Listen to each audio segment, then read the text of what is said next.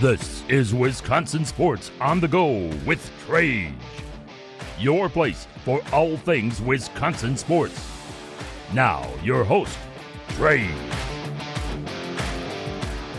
How we doing, everybody, and welcome in to Wisconsin Sports on the Go with Trage. I'm your host, Trage, as we're coming in here on this Saturday. I hope you guys are enjoying your Saturday. I hope you guys have enjoyed your weekend so far. It's been a good weekend for myself. It's bitterly cold out there. Holy crap, it is bad. But we get to stay inside. We watch some sports. We feel better about it. It's okay, right? It's okay. The Packers, they're traveling out to Mile High. They're going to be taking on the Denver Broncos coming up this weekend. We're going to talk about that game today here on the show. Later on in the show, we're going to talk Packers, talk about what the Packers have to do against that very good defense in the Broncos. I'm excited to see this game because I think we're going to learn a lot about the Green Bay Packers in this one, especially Jordan Love's ability. We've seen it all season now to handle the blitz. We've seen his with pressure to handle pressure, and especially him against man coverage. He's been very good against man coverage. The Broncos love to play man coverage. How do the Packers look in a game like that? How do they look against a really good Denver Broncos team? The Packers haven't beat a team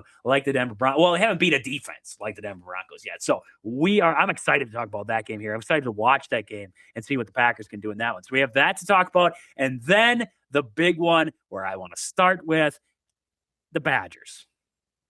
And no, not Badger Volleyball. Badger Volleyball got the huge win against Stanford there, though. So that's awesome there. They're going to be heading on to the Elite Eight. But no, we sadly have to talk about what we witnessed on Wednesday against Nebraska. The 90-60 embarrassing. That's the one word I could come up with. I was listening to the countdown, right? The awesome countdown we have for the show here, our intro, and I was thinking to myself, how do you describe what we witnessed on Wednesday? And the only thing I could come up with my head was, that was embarrassing to watch. John Blackwell, Nick Boyd, Nolan Winter, some of the veterans on this team, Andrew Rohde, how do you think they feel? That'd be embarrassing for themselves. But they did it to themselves. Sadly, I'm rewatching the game right now on that Big Ten. Big Ten Network has the Big Ten in 60 minutes or whatever. They condensed the game. I'm sadly watching it for a second time, and I'm seeing the same things I saw the first time. Embarrassing, ugly, nothing good. And the biggest thing, and that's why I said, is that this team only have themselves to blame. And we can sit here and we can blame Greg Gard, right? We can say Gard needs to be better at adapting this offense and getting his defense more of an emphasis on the defense, blah, blah, blah. That's not where I'm most frustrated with this team coming off this game. My biggest frustrations with this team, my biggest problem that I have right now with this team is the lack of intensity that they're playing with. The lack of fire. Zero physicality. The focus, the mental focus. It's not so much the shooting that's worried me because you're gonna have hot, cold nights. I get that, right? You go on the road in the Big Ten, especially against a good Nebraska. Like, I don't want to take away, as you know, you listen to coaches say it too, but like, I don't want to take away from what Nebraska is because they're a good basketball team. They're a very good basketball team. But the Wisconsin team that we watched, it's a consistency thing at this point. And the consistency, shooting's not always going to be there. And we're going to talk about that later on here. I think Christian is supposed to be stopping by. We'll see how that, if he's able to stop by for the show here today. But if he can't, we'll talk about this anyways. But 3-point shooting is a concern for me. The amount of threes that they're taking in games is a concern.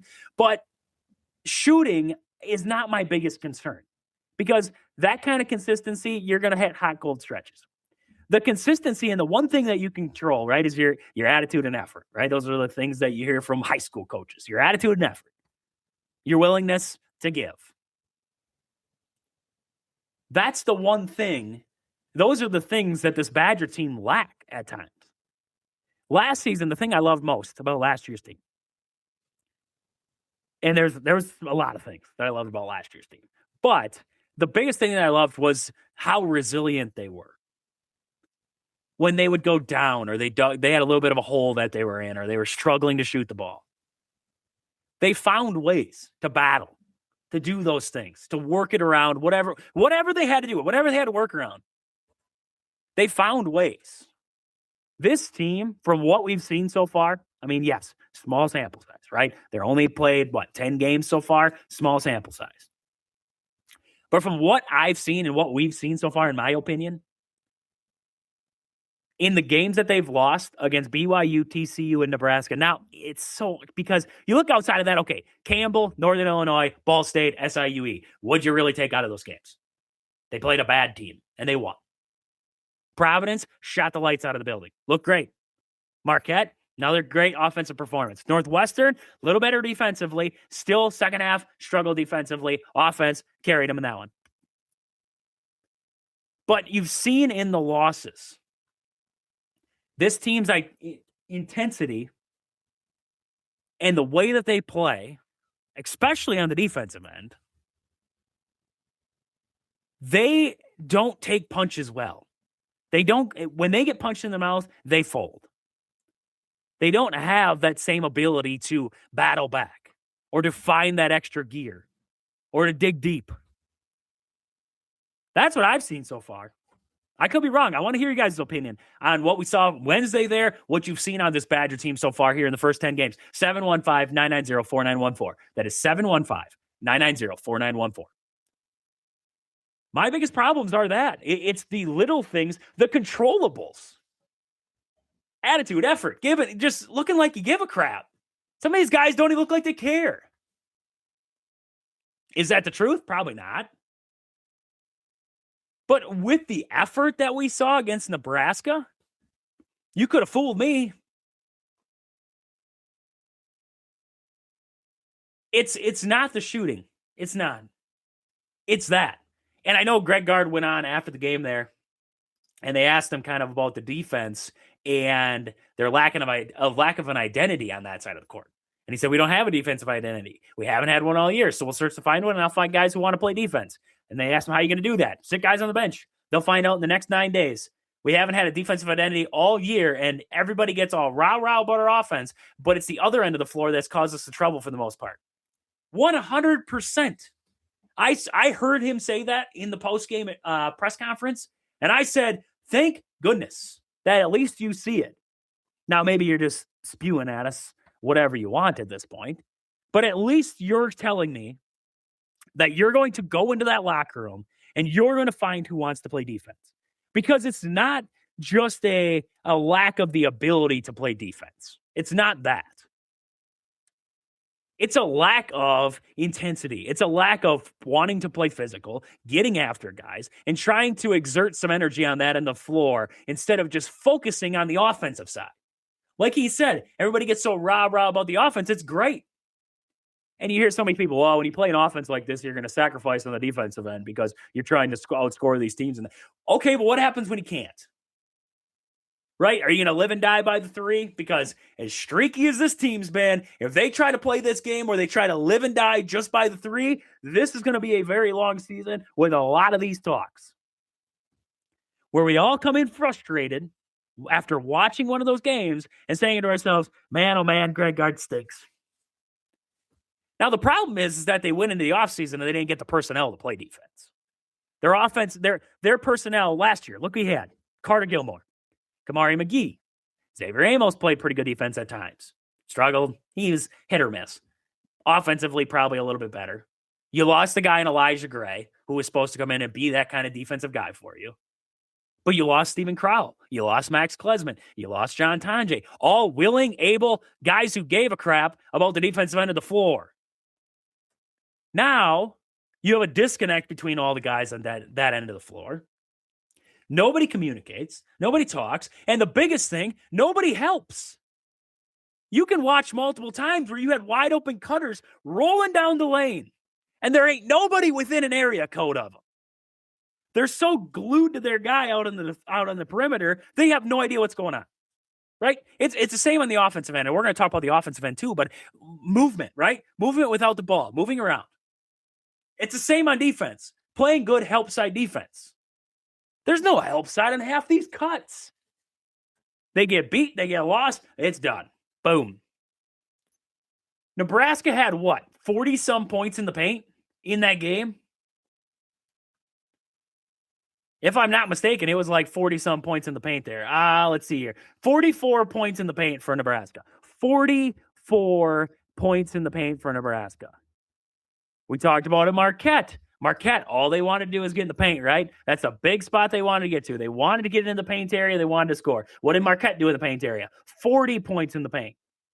Compared to Wisconsin's 30 points in the paint. You could flip through all these games for the Badgers. And where did they lose these games? I give you a shot in the dark.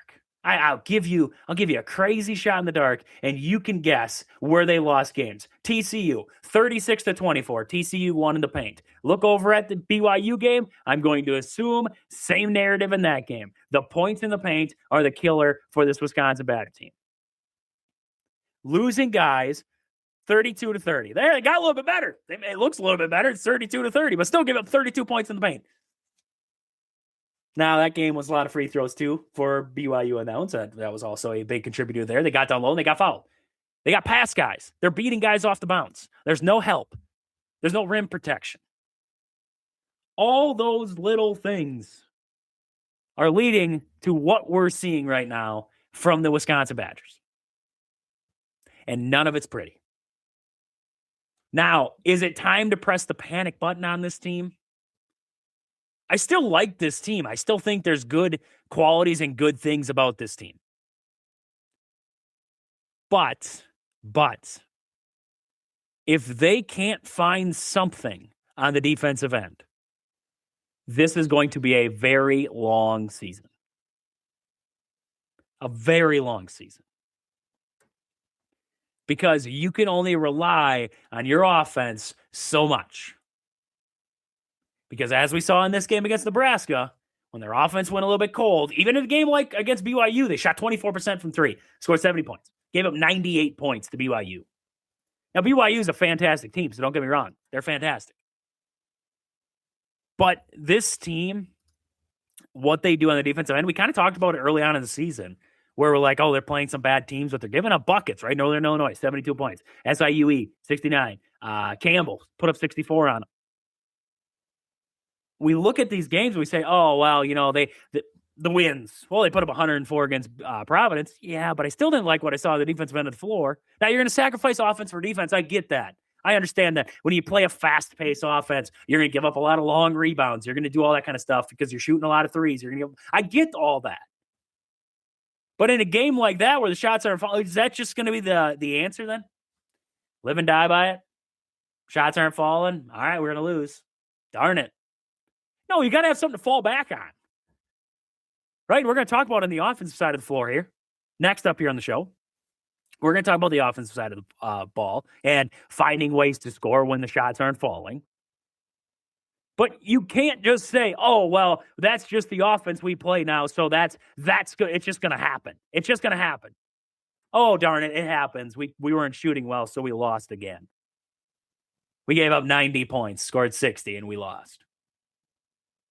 If they don't find a defensive identity or an ability to somewhat slow teams down on the defensive side of the game or on side of the ball and adjust themselves in game to how the game flow is going and how they're shooting and everything in between, if they don't find a way to play physical, to show some kind of intensity, to show some kind of fire, to show some kind of want and focus, this is going to be a very long season. And this is a very good Big Ten. With teams like Purdue and Michigan. We just watched what Michigan did to Villanova. Badgers play Villanova next. We just watched that. You play Purdue, UCLA, and Michigan back to back to back. 3 big ranked opponents in a row. If you go cold in one of them games, you're going to get curb stomped right out of it. Illinois, ranked. Michigan State, ranked. Maryland's a decent team. Oregon, decent team. Iowa, decent team. They just had a really good game against Iowa State there on Thursday.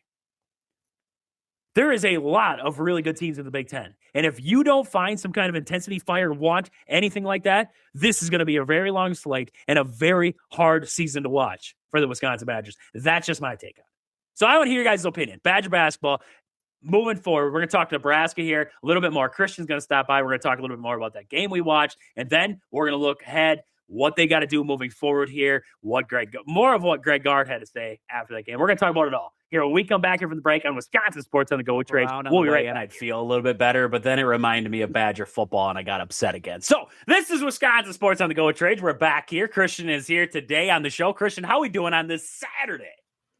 Good. We're good.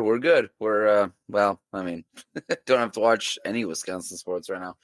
Although volleyball is good. Yeah, that's true. They got the win over Stanford. It's been a while since they beat Stanford. It's been I don't think they've ever actually beat them except now they got Texas on Sunday, right? Oh, and I think Texas swept Wisconsin at Wisconsin this year. That was like it'll be okay. We're good.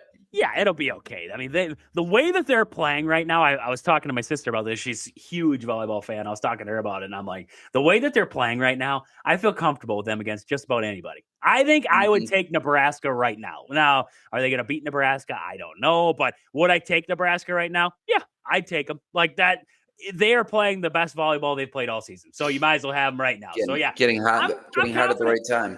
Yeah, I'm confident going into the Texas matchup there. Actually, my second favorite college team is Texas. So, I always have that dilemma. But then, I'm always a Badger fan first. So it's Badgers over Texas all day long. So are you allowed to have a second favorite team? You got to, but they're so far away it doesn't even matter. Can't have a same. That's a good question. You can't have the same conference. Like you can't be a Minnesota fan, but be okay with Wisconsin or like Michigan. So I guess it's good they moved the SEC and not the Big Ten then. Right. Oh God, can you imagine if Texas joined the Big Ten? That'd be rough. I mean, yeah. I couldn't handle it there. So, anyways, we gotta talk some Badger hoops here. I was kind of up in arms in the first little part of the show there talking about. If you guys missed that, make sure you listen across the podcast platforms next day. I'll have it on there for you guys. But I was kind of up in arms, Christian, talking about this loss that they had in Nebraska and kind of what we've seen in the losses for this team so far this year. Even in some of the wins, we've seen some struggle along the way, especially on the defensive end. And I alluded to the lack of intensity, the lack of fire. This team sometimes just seems like they don't give a crap, all that kind of stuff. But I was asked a question by my wife. We were sitting there watching this game, and she said to me, do you think that the biggest problem with the consistency of this team and getting consistent and, playing complementary basketball, do you think that's the problem because of the new guys on the roster? And I want to get your take on that because I think that's what a lot of people kind of say is, okay, now you're in this world of transfer portal and everything like that. You have a lot of new faces every single year. Is that an excuse? And when does that excuse run out? Is there a certain amount of games where you got to be able to figure it out now? Like when does that run out? Because you're in Big Ten play now. You can't be still using the excuse of, in my opinion, you can't be using the excuse of, oh, we got these new guys. Everybody does. Michigan does, and they're throttling teams right now. It's like they all got new guys on the roster. So, Christian, what do you think? Yeah, I'm with you. I think, like you said, everyone does unless you're Marquette, and we see how that's working out, right? But everyone has to figure it out. And they've been playing together for 2 months now, if not longer. They've been together all summer, except for Biliauskas. I know he just got there like literally in end of August. But outside of that, everyone's been together. Like they should, it should look better than this. And I think we were kind of talking about this too. I think it's just they're more interested in shooting threes and, this fast-paced offense rather than playing defense. So this is just like completely backwards from what we've probably grown up watching with Wisconsin basketball. Winning by scoring 50, maybe 60 points was normal, but you'd hold the other team to 40, 50 points. Right. So I don't know. I think there's this idea that like points per, as many possessions as you can get is like at a premium. You want to get as many possessions as you can so you can get more points per possession and, blah, blah, blah. And I understand with the analytics and stuff, like the 3-point shot is like the most valuable shot, right? But I mean, when you go, what was it? Did we count 13, 14? I think it was 14 straight threes. And you hit 3 or 4 of them, maybe 3. And you don't even bother trying to work your way inside, especially like when we talked about the refs were a little whistle happy and we're still just settling outside shooting threes instead of attacking and getting to the line. And like, that's one of their strengths too, is hitting free throws. Why are they not like, okay, hey, let's get this thing back, especially when you're trying to chip away from a big lead. Why not just start attacking the hoop, like stop the clock, get free throws, and all that, and get the defense, Nebraska defense in foul trouble. But it just felt like they were just perfectly content sitting outside shooting threes until they got hot. Shoot to get hot, right? I hate always talking about last season, but how did they win basketball games last season? I find it crazy. Tanjay. Yeah, this was still a three happy team last year. They loved to shoot the three last year too. But how did they win basketball games? They got to the free throw line. How many? I mean, they led they had the best percentage in all of basketball. They were one of the better and most free throws around for a while there because everybody got mad at Wisconsin because they were getting the whistle so often. They called what they called Tanjay a free throw merchant. Is that what it was? The free throw merchant is what they kept bringing up because the Arizona game, he was crazy at the free throw line, but he attacked the basket, and that's something this team does not do. Nick Boyd does it, but when you're out of control, when you attack the basket, the ref isn't going to call it. Then it's going to be player control, probably, and an offensive foul. They get so out of sorts when you come out of this game, like we said, and the refs were trigger happy. The Badgers got in the bonus twice. They're in the bonus first, second half,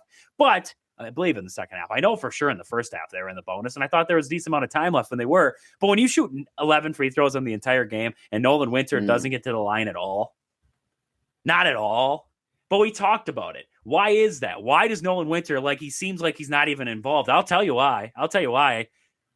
Nick Boyd, John Blackwell, Andrew Rohde, I love them all. Very good players. Rohde's a great passer. John Blackwell and Nick Boyd, very good job of creating and making a shot and everything in between. They dribble way too much. They dribble, and I was telling you at the break, I told this to my young kids all the time. Dribble with a purpose, right? If you're going to dribble, make it count. What are you going to do with it? Go and use it. I don't think Nick Boyd half the time knows what he's going to do. He just tries to beat everybody to the rim, and at times they collapse. There's three guys there. You got blocked 6 times in this game.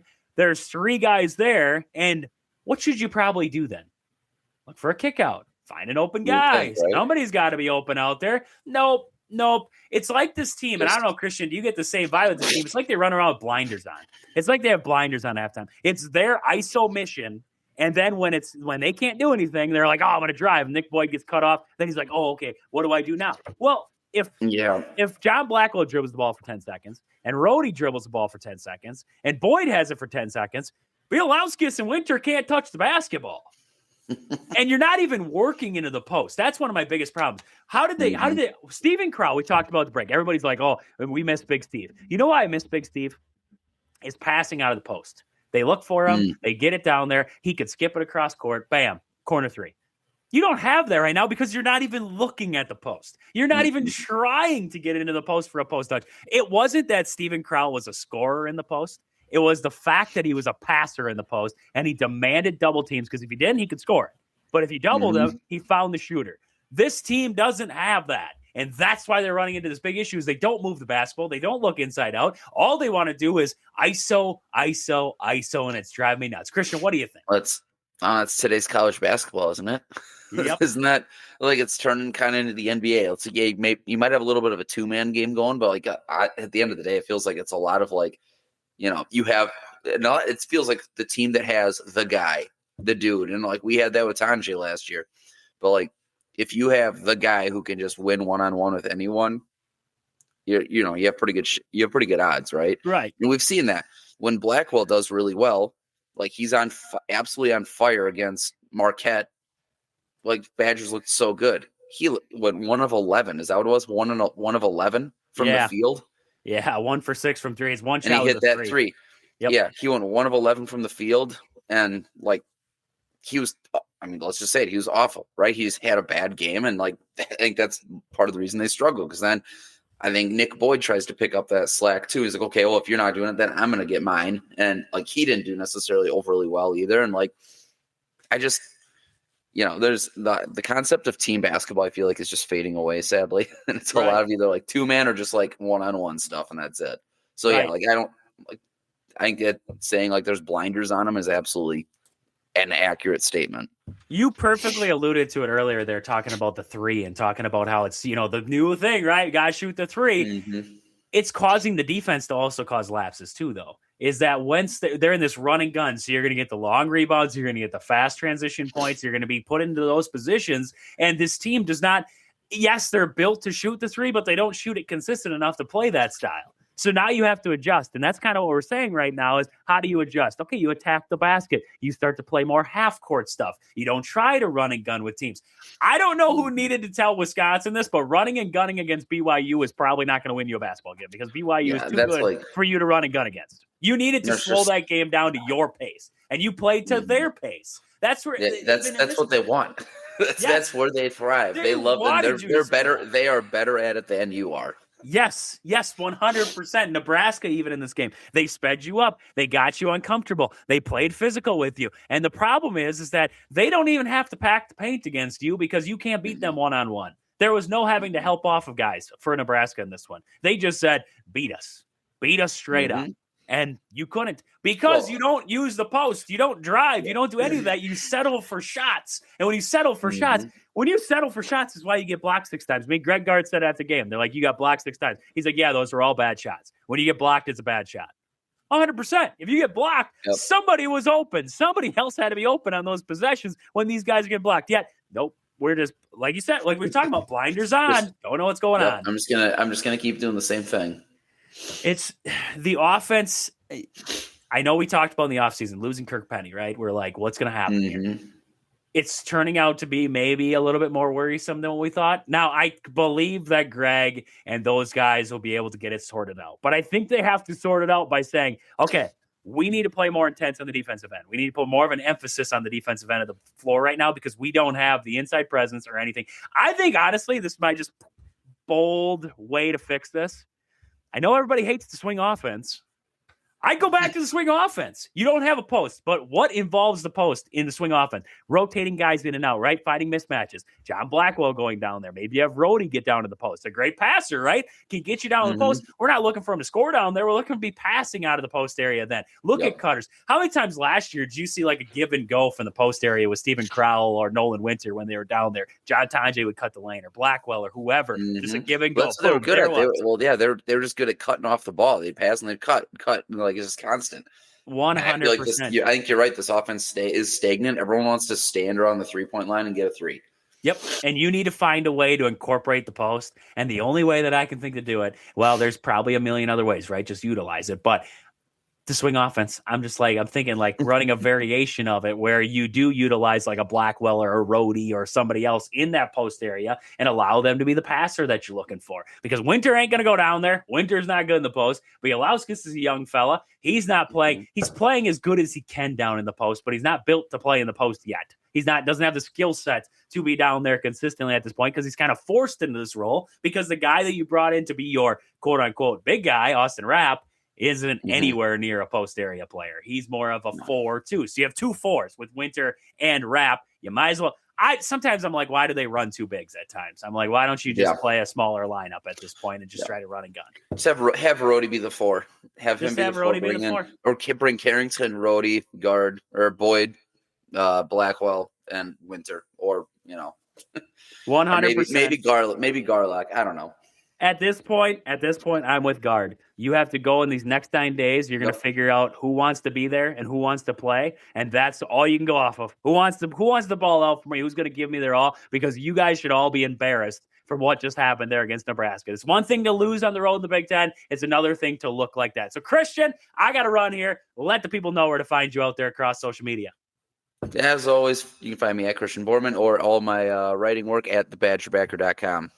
Make sure you guys check him out. He's keeping track of that transfer portal for the football. He's keeping track of what recruits will probably leave. Who knows at this point here with college football, how that's all going to happen. So he's keeping track of everything there at the Badger Backers. Just make sure you guys check him out there. We're going to come back here after a quick commercial break. We're going to talk some Packers versus Broncos when we come back here from the break. We'll be right back here on Wisconsin Sports on the Go with Trage. I'm your host, Trage, as we come back here on this Saturday edition of the show here. And we got Ummer stopping by next. We're going to talk a little Packers here. Ummer, how we doing? It's Saturday. Packers, Broncos up tomorrow here. But how are you doing on this Saturday? I'm good, man. I'm good. I can't complain. I'm ready for the weekend. The weekend's been pretty good so far. I got my uncle's 60th birthday tonight, so I'm really looking forward to that.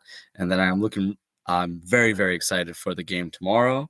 But honestly, just happy, man. It was a long week, but a good week, and just really enjoying the weekend. How about you, man? How you doing? Oh, I'm doing good. I am doing fantastic.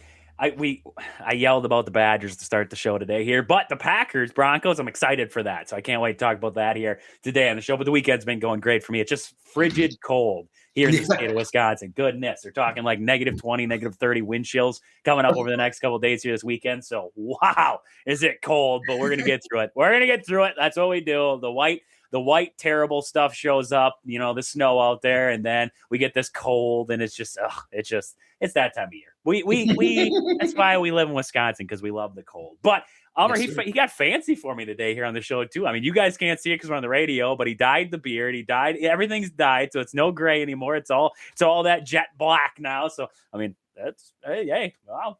Yeah, knocked off like 14 years, man. Knocked off 14 years. That's what he said when he hopped on. He's like, knocked off 14. I'm like, who's on my thing right now? This is kid. Like, I don't even know what I'm looking at right now. So, speaking of, this is gonna be a good. I got to give myself a dynamite transition here. Speaking of old, we got Philip Rivers coming back to play with the Colts. That's just something that's developed over. Now, I didn't want to call you old there, Albert, but it's going. We're just talking about gray hair and all that kind of stuff. So I was just like, I'll just transition right into it.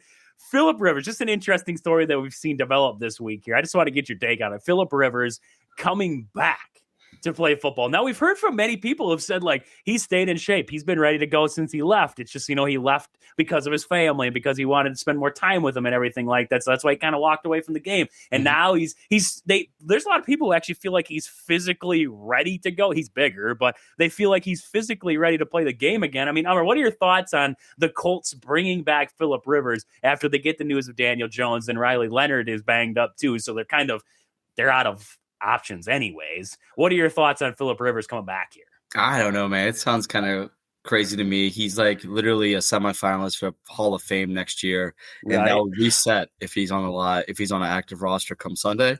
I think that his experience with Shane Steichen, being that he played with him when he was his quarterback coach, I believe, when he was with the Chargers, he has history there, so he knows the offense. And also he's been out of the game for 5 years, so who knows what he's been doing. I'm not going to say he's on TRT or HRT or anything like that, but if he's on the good stuff this whole time, got himself right, got himself healthy, and he's out there sort of zinging it, I think it's crazy. I think it's pretty wild that a 44-year-old is out there, but then Tom Brady was still playing at 45. Right. So end of the day, he is going to an offense that just needs a quarterback that can game manage. He doesn't need somebody that's going to win them games. He just needs someone that's not going to lose them games. And I think Philip Rivers, his whole career, for the most part, he's had some really good football teams, but they just weren't able to get over the hump. The Colts are still in it. They're third in the division, but they're one game out for first place. So for me, I think it's crazy, but I still think it makes a little bit of sense. I think there was probably other quarterbacks out there that they could have probably brought in. Heck, you could have even seen that if the Bengals would have cut Joe Flacco and brought him back, because he used to be there for a little bit too, right? But at the end of the day, I think it's kind of crazy. I think there's a lot of other quarterbacks out there that are currently retired and younger than Philip Rivers who feel like, hey, why didn't you call me? And so it's wild, but I think, again, you got a quarterback out there who, watching some of the practice tape, he looks like he still has a little zip on his ball. I would love to see if he plays and how he acts after getting hit for the first time. That's going to be what's going to be interesting to me. What do you think? How do you feel about Mr. Rivers? And also, everybody that says they want to go home and spend more time with their family, they spend more time with their family, and look how quickly they try to get back to the NFL. Tom Brady did it. Now Rivers is doing it. Rivers got 10 kids and a grandkid already. I mean, that man is – Rivers had nothing else to prove off the field. He had to get back on the field to prove something again there. It's crazy how many stats, like the passing yards leader and everything like that he can slowly try to get, gain ground in or get ahead of guys, ahead of guys and stuff like that. It's crazy to see him being able to come back and do that. You know what? I'm actually hoping he does good. I am, because I want him to make. I'm not poo-pooing on it. Yeah. I'm a supporter. I like Rivers. He's a cool dude. Like, Right.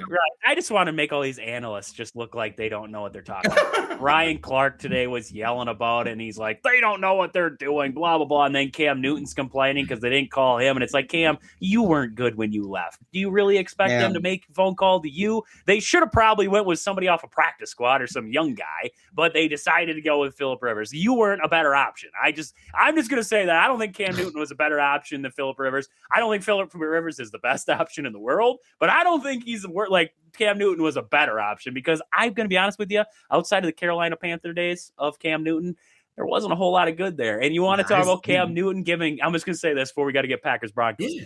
About Cam Newton. The other day he was giving Jordan Love crap about big games. What happened to you when you played against the Broncos in a big game? You kind of laid down and didn't even go after the fumbles that you had. So anyways, that's enough of my rant about Cam Newton and everything like that. Brother, you were 100% right. Cam, his last few years in New England were not that great. He is a physical specimen, but those injuries did take a toll on him. Yep. Rivers also had a lot of injuries, but the thing is, his injuries were different. He had the torn ACL. He had some other stuff, but he didn't take the kind of pounding that Cam did. Cam was the Josh Allen before Josh Allen. Right. And I'm with you, bro. Like, Cam's analysis is hit or miss a lot, to say the least. And then him being in that offense, I hate to say it, but he would be just like Anthony Richardson. I'm a big Richardson guy, but Richardson still hasn't shown development. Unfortunately, he can't stay on the field to develop in general. So, part of me does want to see him succeed, just because I think it would be a crazy story.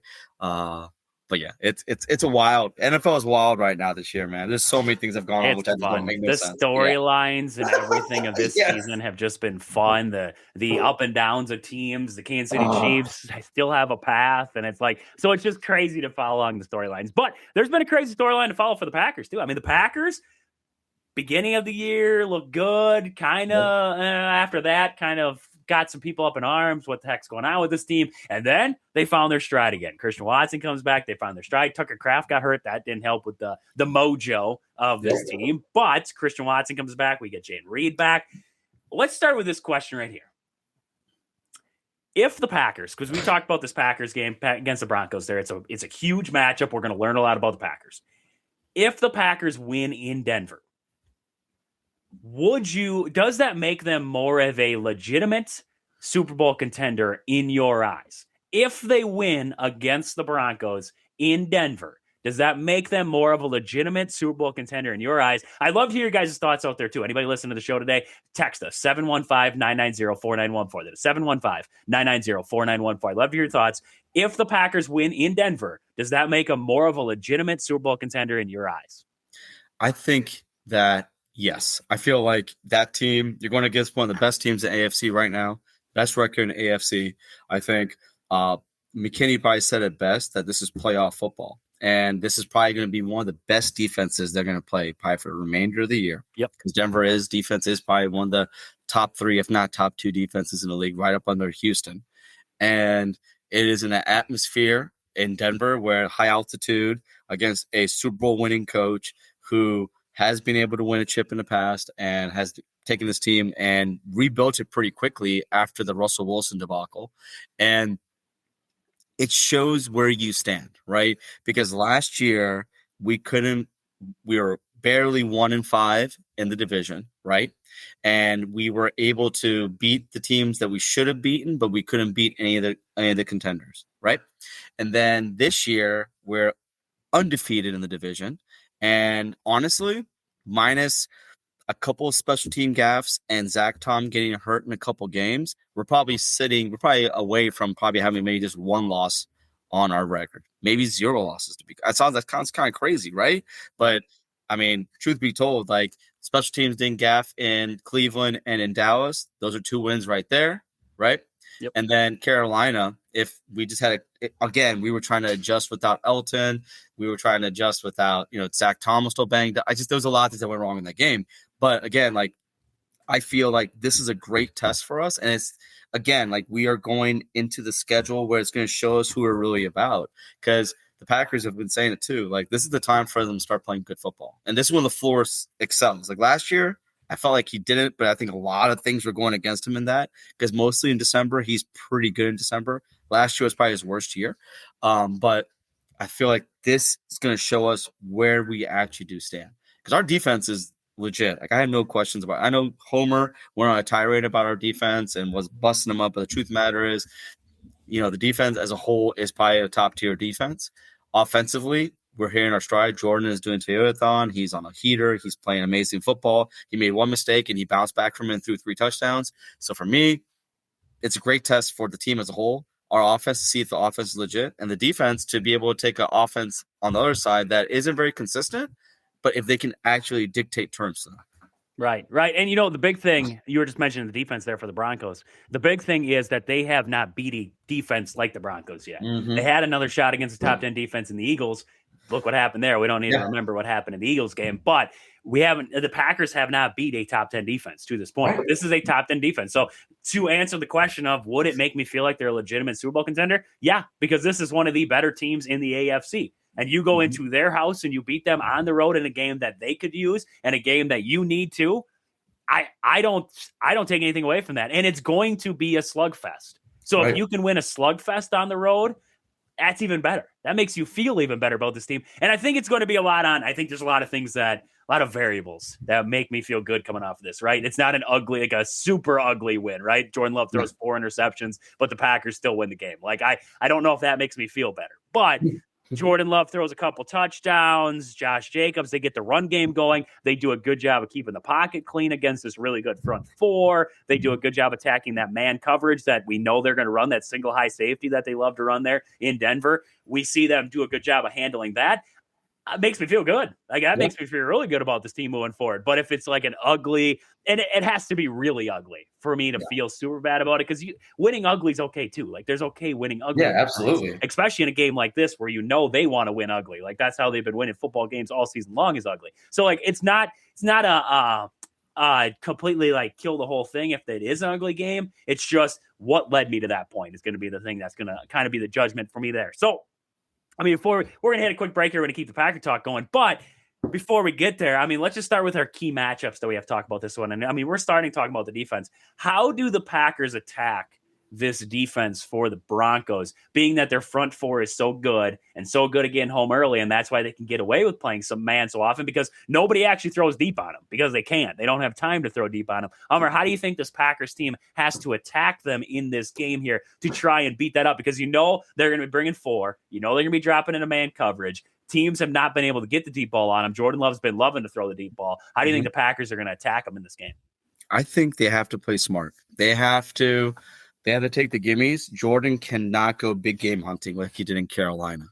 Like, I don't know. Like, Vance Joseph is a very good defense coordinator. I feel like he needs to take what the defense gives him. Sometimes he tries to bite off more than he can chew, which he did in the Carolina game. These last few games, he's literally been just playing very good, smart football. He needs to keep that up, plain simple. He needs to continue taking the gimmies, taking the checkdowns, taking 10-12 play drives down the field, scoring. I need Josh Jacobs, because Josh Jacobs has played pretty consistently well against Denver, even though they've never played against this Denver defense. But I need Josh Jacobs back. Hopefully he can play Sunday. If not, it might be Emmanuel Wilson revenge game, because Emmanuel Wilson was actually picked up by the Denver Broncos when he first came into the league and then got cut. I saw that the Broncos cut Marcedes Lewis, so maybe we can bring him back and have him as a 7th offensive lineman. I don't care. But no, I think that this is going to be a good test for the offense. Like, we have, based on the injury report, it seems that we're going to have our full complement of weapons. Heath is no longer with us. Hopefully the best of luck to him with that Atlanta Falcons team that just won yesterday. And, with Watson, Reed, Dobbs, Golden, all these weapons we have, he has a great opportunity to just really take advantage of that defense. Because as good as that defense is, Pat Surtain had injuries this year, so he's still a top-tier corner, probably top 3, but he's still he's had his moments. Riley Moss, good corner out of Iowa, but he is one that's been exposed the most on the other side. So definitely got to take advantage of that, because, there are holes in that defense. Right. But you got to play smart. And I'm looking forward to seeing that. Setting yourself up with 3rd and manageables is going to be my 100%. Because if you get yourself into some 3rd and distances, that's where I think they're going to run into problems, because Jordan Love has been very good on 3rd and 4th downs this year.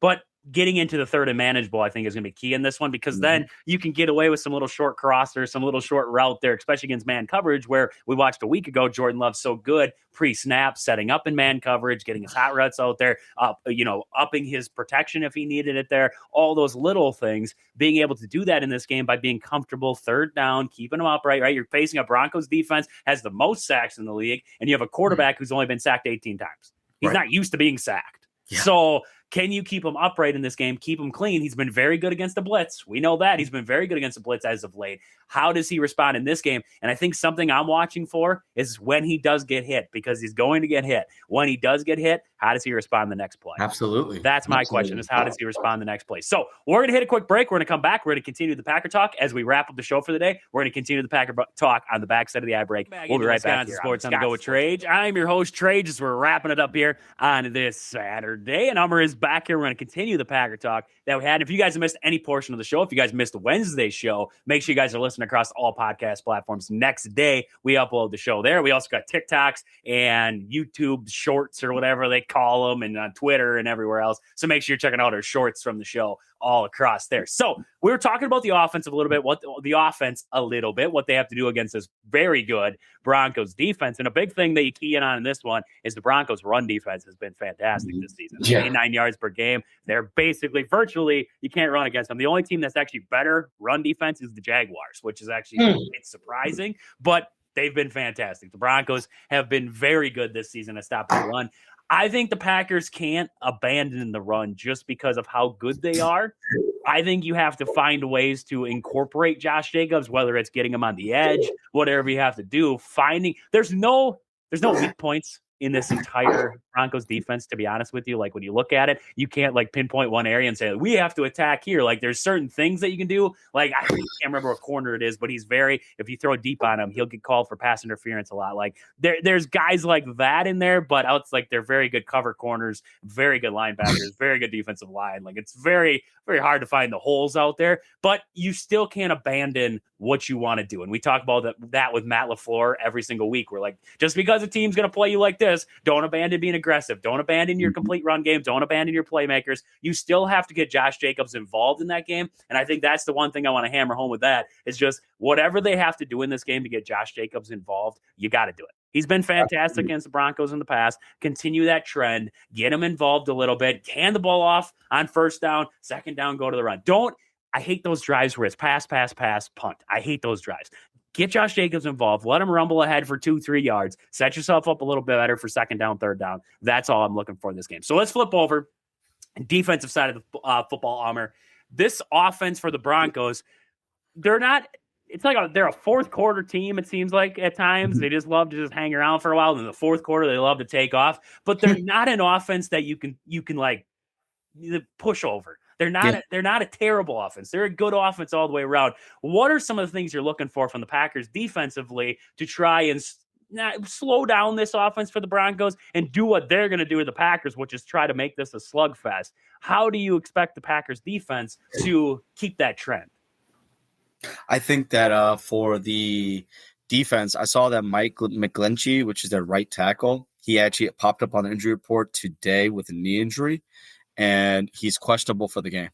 So if he doesn't play, they have a backup right tackle out there, and I would put Parsons on that side the whole freaking game. And I would find a way to really attack Bo Nix because he has been very inconsistent. But you have to be careful of Bo Nix because he is a running quarterback. He has good speed. He has good legs. He makes good decisions in the sense of like getting out of the pocket and running for first downs, just like Caleb Williams did for most of the game just last on Sunday. I think that defensively, they have good weapons. Marvin Mims, Cortland Sutton, Adam Troutman. Of course, they have the rookie Trey Franklin as well too. Pat Bryant, who's a guy they like a lot. Not going to play tomorrow on Sunday, so that kind of helps us. We have to be able to kind of send pressure and take advantage of Bo Nix's inability to be consistent from a game-to-game basis. Right. And he has shown that is something that he has struggled with. And if people have said that, they put him in the category of Caleb Williams, who both are very talented, but they're not consistent. And Bo Nix is unfortunately in that situation. And they have been winning games not because of him. Again, it's like the whole Philip Rivers thing. We don't need you to lose the game. We don't need you to win the game. We just need you just to be milk toast, right? Just, average, right? Mid. Broncos love to do that, especially like when that year with Peyton Manning, like ride defense as far as you can 100%. take. Yeah. I just wanted to mention a stat because you were mentioning Bo Nix. I just want to I don't mean to cut you off. Just dive in real. 44.5% of passes where Bo Nix is rushed. Yep. And he's completing 45 or 44.5% of passes when he's rushed. So that's telling you what a pass rush from Green Bay could do to him is when you put pressure on him, he's not even completing half of his passes. So that's something to keep an eye on there, like you're saying, is to get after him, make him make those bad mistakes. Only 44%, basically, when you put the heat on him. So there you go.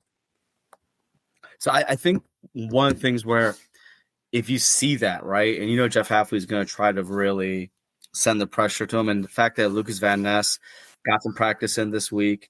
Also, Brendan Cox, full participation, but he's out. I think they're going to give him another week, which I think is pretty cool. I feel like on defense, this is a chance just for Hafley to kind of get in his bag a little bit and really take it to them. Because Sean Payton has had our number, honestly. Like, he's right. Kind of number against the floor here recently. And I remember that game against the Saints when they had Jameis Winston and they went for like 5 touchdowns and Joe Barry just looked absolutely lost and Rodgers didn't help the situation at all in 2021. But the Packers were able to find their footing afterwards. But that's one of those things where Sean Payton, he has for the most part he's really had our number, and this is a great opportunity for LaFleur to see if he can get past that. Yeah. No, I completely agree in this one here, and I'm excited. Like you said, Lucas Van Ness, he's listed as questionable for this game. Savion Williams listed as questionable for this game here. Josh Jacobs questionable, but I expect Josh Jacobs to play. Outside of that, Christian Welch is questionable. But everybody else, Marshawn Lloyd is out, Colin Oliver is out for this one, and Brenton Cox are out. Everybody else is in, ready to go. I mean, Bullard off there, Aaron Banks, and Gabare. You got Golden, everybody. So I'm excited to see that against this stingy Broncos team. One last thing I just wanted to quick hit. And because we talked about how big this game is and what it's going to do for our perspective of the Packers moving forward, I think it's going to give us a big perspective of Jordan Love. Absolutely. Because like we said, he hasn't faced a defense like this yet in the Broncos where they have a really good secondary, very good front four that's going to get home like that. So they're able to drop back, 7 in the coverage. It's just you're going to have how does Jordan Love respond? And like I said earlier, how does he respond to getting hit? Because he's going to get hit. How does he respond? Those are the things that I'm kind of looking for in this one from Jordan Love is the response from him. On drives where they don't go right, how does he do it? And how does Matt LaFleur call this game? I'm really interested in that. I don't want to see him go conservative because it's like, oh, this is going to be a slugfest. Oh, boy. It's like, okay, I'm in with that because you want to play to the game, what's going on in the game. I can understand that. But at the same time, don't lose your aggressive edge. Go after them. Get after this team. Because if you can don't let them hang around until the fourth quarter. Because if you let this team hang around until the fourth quarter, that's when the Broncos win football games is in the fourth quarter. They've done it all season long. You can't let them hang around until the fourth quarter because otherwise, scary times, right? So, Amr, any last thoughts on this game coming up here, Packers-Broncos on Sunday? I feel like it's going to be a revenge game for Brandon McManus. He's going to go off in his old home where he actually won a Super Bowl, where he was drafted the whole 9 yards. I think Daniel Whelan is going to bounce back from a really mid to average game that he had against Chicago last week. And honestly, I think that one thing I want to leave us with is that you would always see Aaron Rodgers have a little bit of a struggle against number one defenses in the league. Like he would, we'd win games because, he'd play okay. The defense and special teams to kind of make up for him, right? Yep. He struggled there. I think I would love to see Jordan be able to take it to the next level and be able to surpass these situations, right? Because when he played the number one defense in the playoffs against the Cowboys, he eviscerated them, right? Yep. And before Zach Tom went out, he was kind of giving his business to the 49ers. I think I want to see that same type of action against this Denver Broncos. Because I'm going to tell you right now, if the Eagles make the playoffs, any of these other teams make the playoffs, their defense is going to be not as good as Denver. We're going to be up there, right? And we have to be able to play with the best of the best, and this is his opportunity to shine. Because if he wants, he's an MVP conversation. So this is your chance to really put your foot on it. Right, 100%. Exploit this Denver defense that gets called for a lot of penalties too. They lead the league in pass interference calls, 17. So get after them there. Try to get your playmakers involved in this one. Yep. I think that's what I was talking about before. When you blow a top off him, he gets called for pass interference a lot. You have a lot of weapons on your field, on your team that can blow a top off a defense. So, Amr, we got to get out of here for the day. Let the people know where to find you out there across social media. Appreciate you, Trey, man. You can find me at Twitter, AMAR3455. That's my main thing for everything Packers related. Catch us on there. And looking forward to the game on Sunday, man.